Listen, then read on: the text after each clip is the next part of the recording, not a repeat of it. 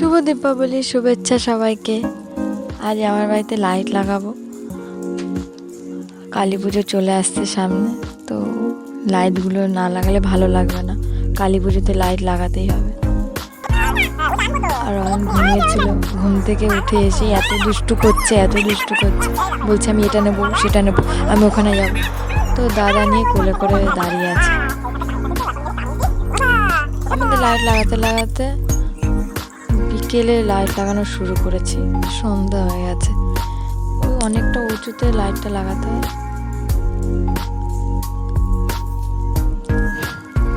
অয়ন শুধু এদিক ওদিক করে যাচ্ছে।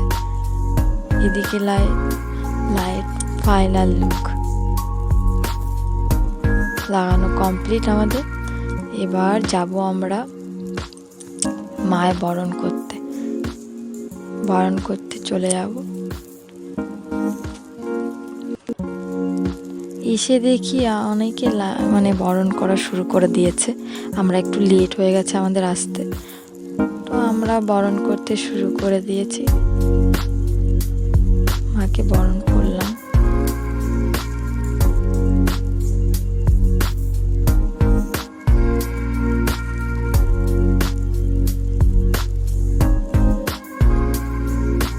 তারপর তুললাম কিছু ছবি, যেটা সবাই করে থাকে রে, কিছু করুক আর না করুক, কতগুলো ছবি তো তুলবে। নাচতে যাওয়ার জন্য অয়ন একদম রেডি, ফুল রেডি। আমাদের এখানে কালী পুজোটার কদিন আগে পুরনো ঠাকুরটাকে বিসর্জন দেওয়া হয়। কালী পুজোর পরে বিসর্জন দেয় না, কালী পুজোর আগের পুরনো ঠাকুরটাকে বিসর্জন দেয় কদিন আগে, এক সপ্তাহ আগে কিংবা 2-3 দিন আগে। তো সেই দিন এই নাচের প্রোগ্রাম এইসব রাখে, সবাই আসে, খুব মজা হয়। কালী পুজোর আগে একটা কিছু প্রোগ্রাম হয়ে যায়, সবাই খুব মজা করে। অয়ন তো সব থেকে বেশি মজা করে।